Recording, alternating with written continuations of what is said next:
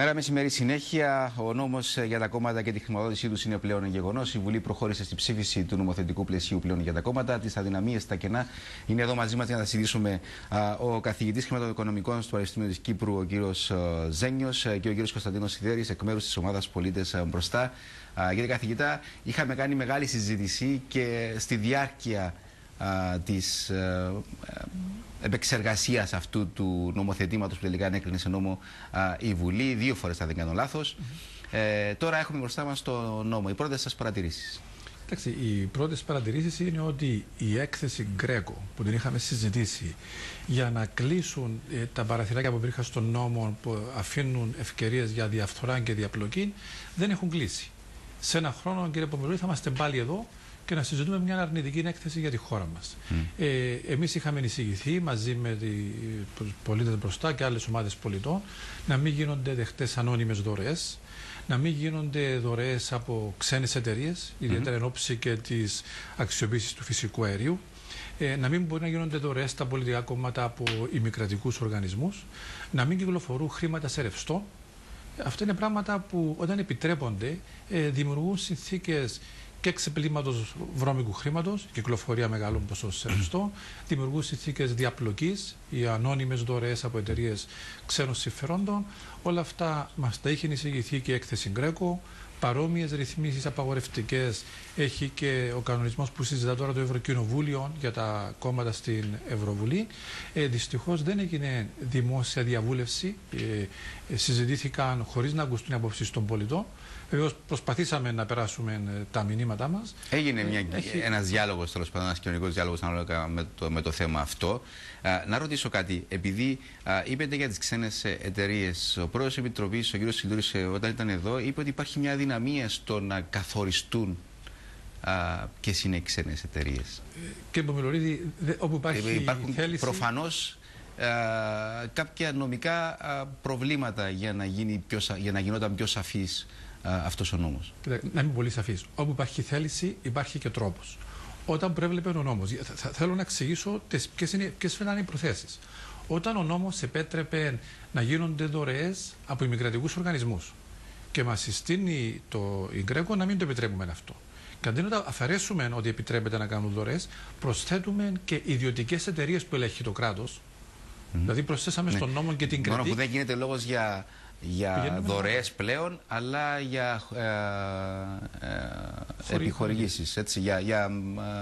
Η έκθεση Γκρέκο και ο κανόνας του Ευρωκοινοβουλίου δεν μιλά μόνο για τα κόμματα, μιλά και για τις συνδεδεμένους οργανισμούς, όπως είναι οι οργανώσεις των νέων, οι νεολαίες, οι γυναικείες οργανώσεις κλπ. Επομένως, ήταν πολύ καλό, αντί να απαντούμε με έναν τρόπο που δεν έχουν απέναντι στα αντιεπιχειρήματα των πολιτών, να γίνει ένας δημόσιος διάλογος. Ζητήσαμε κατ' επανάληψη να κληθούμε στη Βουλή. Αυτό δεν έγινε. Δεν έγινε καμία ανοιχτή συζήτηση στη Βουλή. Όποτε ζητήσαμε να γίνει ένας διάλογος ανοιχτός στα κανάλια, αποφεύγεται αυτή η συζήτηση. Είναι κάτι που κάνουν οι άλλες ευρωπαϊκές χώρες. Επομένως, τι συζητούμε, ότι δεν μπορούμε να ορίσουμε την ξένη εταιρεία? Σαφέστατα μπορούμε να ζητήσουμε την ξένη εταιρεία. Στο κάτω-κάτω, ορίσουμε τον νόμο σωστά και μετά να δούμε πώς εφαρμόζουμε τον νόμο.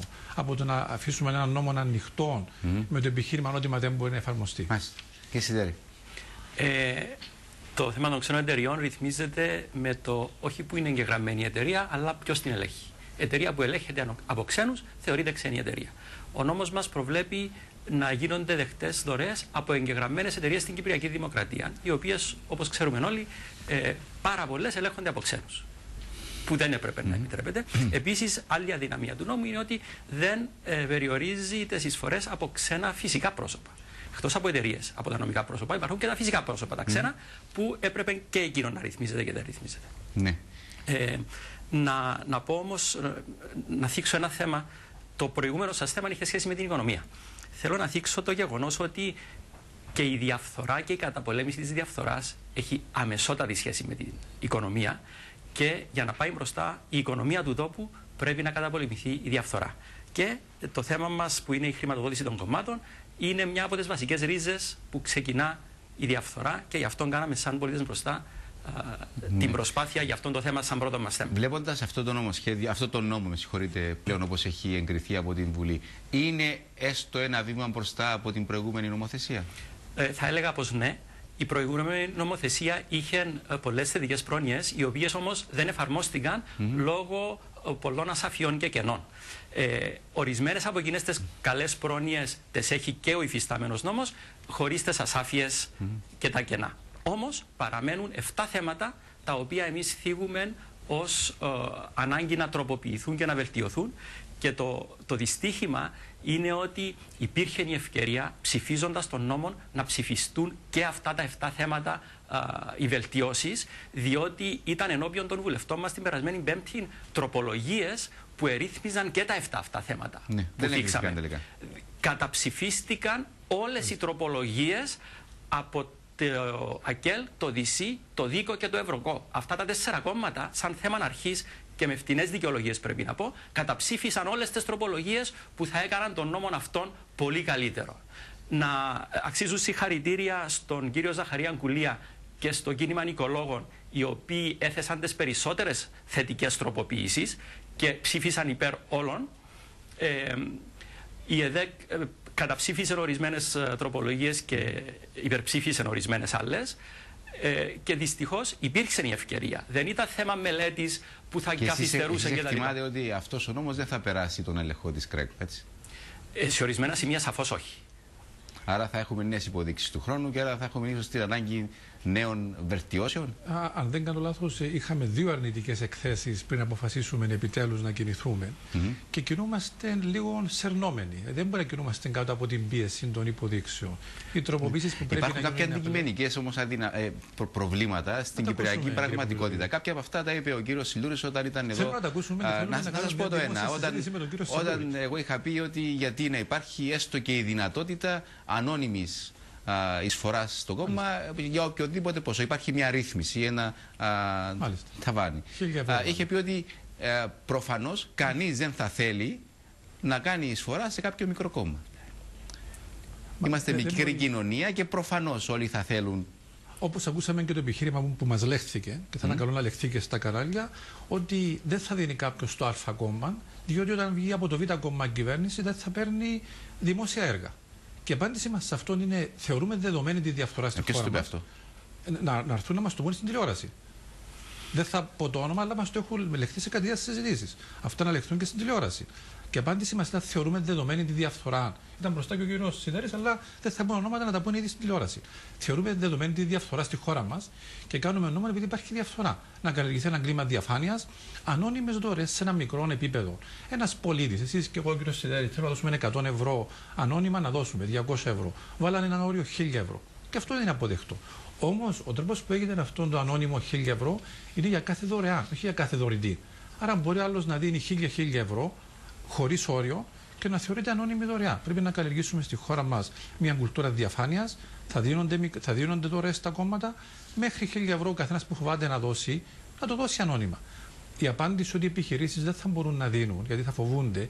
Μα ο επιχειρηματίας που δίνει δωρεάν δεν στηρίζει απλώς το κόμμα που τον εκφράζει. Αγοράζει και επιρροή. Ο πολίτης θέλει να ξέρει τι επιρροή υπάρχει στα κόμματα. Αυτό δεν συμβαίνει μόνο στην Κύπρο, έτσι. Αυτό συμβαίνει σε όλο τον κόσμο. Συμβαίνει, αλλά με διαφάνεια. Δεν ζητούμε να μην γίνονται δωρεές. Είναι σημαντικό να ξέρουμε ποιος χρηματοδοτεί το κάθε κόμμα, σε ποιο βαθμό το χρηματοδοτεί, για ορισμένα αντιεπιχειρήματα που ακούγονται, μα πώς θα το ελέγξουμε. Να πω χαρακτηριστικά πρόσφατες προεδρικές εκλογές στις ΗΠΑ. Θες να κάνεις μια δωρεά σε έναν υποψήφιο, πρέπει να είσαι κάτοικος, να είσαι πολίτης της χώρας. Και η λογική είναι πάρα πολύ απλή. Όταν ψηφίζεις και είσαι υπεύθυνος για το ποιους ψηφίζεις, πρέπει να τους χρηματοδοτείς κιόλας. Αν δεν είσαι υπεύθυνος, είσαι πολίτης ξένης χώρας, ποιος είναι ο ρόλος σου να χρηματοδοτείς τα κόμματα της χώρας? Γιατί θα αποφασίσουν? Και επίσης οι μεγάλες δωρεές αναφέρονται στην ομοσπονδιακή κυβέρνηση. Ένα από τα σημεία που είχατε θέσει, κυρία Σιδέρη, την προηγούμενη φορά που συζητούσαμε το θέμα, ήταν ποιος θα ελέγχει τα στοιχεία που θα δίνονται από τα κόμματα. Εκεί είχατε πει ότι είναι πολύ σημαντικό αυτό να το αναλάβει το λογιστήριο του κράτους, ο Γενικός Ελεκτής. Με συγχωρείτε, Γενικός Ελεκτής. Αυτόν έχει ρυθμιστεί. Απλά θεωρώ προσωπικά ότι η μεγαλύτερη αδυναμία του νόμου όπως ψηφίστηκε είναι ότι δεν υπάρχει αποτρεπτική ποινή σε περίπτωση που κάποιον κόμμα δεν υποβάλλει τις οικονομικές καταστάσεις στο Γενικό Ελεκτή για έλεγχο. Αυτό είναι μεγάλη αδυναμία, διότι είναι η βάση κατά νόμον υπεύθυνος σε ένα κόμμα με τον νέο νομοθεσία? Δεν υπάρχει κατά νόμον υπεύθυνος, ίσως ο πρόεδρος, όμως θίγεται το θέμα αυτόν πολύ σημαντικό. Στον νόμο που υπήρχε από το Φεβρουάριο του 2011 και ο οποίος καταργήθηκε με τον νέο νόμο, υπήρχε ρύθμιση που έλεγε ότι τα κόμματα μπορούν να ενάγουν και να ενάγονται σαν νομικές προσωπικότητες. Αυτός ο νόμος δυστυχώς έχει κάνει μια σοβαρότατη οπισθοδρόμηση, λέγοντας ότι μπορούν να ενάγουν και να ενάγονται μόνο για τους σκοπούς και τις πρόνοιες του παρόντος νόμου. Σημαίνει ότι έναν κόμμα μπορεί να παραδεί οποιοδήποτε άλλον νόμο της Κυπριακής Δημοκρατίας και δεν θα έχει επιπτώσεις. Που είναι δυστυχώς οπισθοδρόμηση. Πάση όμως περιπτώσει, η αποτρεπτικότητα της ποινής είναι πολύ σημαντικό σε πρόνοιες κλειδιά του νόμου. Και δυστυχώς η πιο σημαντική πρόνοια είναι ο έλεγχος από τον Γενικό Ελεκτή και η ποινή εδώ δεν είναι αποτρεπτική και να είστε σίγουρος ότι θα είναι αυτό μέσα στην επόμενη αξιολόγηση της ΓΡΕΚΟ. Τα επόμενα σας βήματα δεδομένων πλέον αυτών των οποίων έχουν γίνει στη Βουλή. Κοιτάξτε, τα επόμενα βήματα καταρχάς ευκαιρία να ενημερώσουμε τον κόσμο για τα νομοσχέδια που ψηφίζονται, ότι είναι η Βουλή μας και οι πολίτες έχουν δικαίωμα να έχουν λόγο. Θα έχουμε συναντήσεις με τις άλλες ομάδες πολιτών που έδειξαν ενδιαφέρον για αυτό το θέμα για να δούμε πώς το χειριζόμαστε. Να πω επίσης ότι είχαμε από προεδρικούς υποψηφίους που κάναμε παρεμβάσεις, ζητήσαμε τις θέσεις τους και να πω ότι οι θέσεις ήταν θετικές. Μας είχαν στείλει γραπτώς επιστολές, θα αξιολογήσουμε τις θέσεις των προεδρικών υποψηφίων, θα αντιπαραβάλουμε με το ότι έχουν ψηφίσει τα κόμματα και θα τοποθετηθούμε δημοσίως, να αξιολογήσουμε, διότι πρέπει επιτέλους να είμαστε και υπεύθυνοι σε αυτή τη χώρα. Στις συζητήσεις μας λέγανε όλοι αυτά, βέβαια, να εφαρμοστεί ΓΡΕΚΟ. Ήταν ευκαιρία να το κάνουμε. Γιατί δεν το κάνουμε? Να προσθέσω πέραν της ενημέρωσης και της ανάλυσης. Στο θέμα του τι λένε τα κόμματα και τι λένε οι υποψήφοι. Εμείς, σαν πολίτες μπροστά, συμφωνούμε πλήρως με τις δημόσιες και επίσημες θέσεις όλων των κομμάτων. Είναι εξαιρετικές οι θέσεις των κομμάτων επί της διαφθοράς. Το ερώτημα είναι γιατί το τι ψηφίζουν στη Βουλή δεν συνάδει με τις θέσεις τους. Ένα καλό ερώτημα να το θέσουμε όταν θα βρίσκονται εδώ. Ευχαριστώ πάρα πολύ και τους δύο που ήσασταν μαζί μας. Θα παρακολουθούμε το θέμα όπως το κάναμε μέχρι τώρα. Αυτά είχαμε, κυρίες και κύριοι. Να είστε καλά. Καλό σας απόγευμα.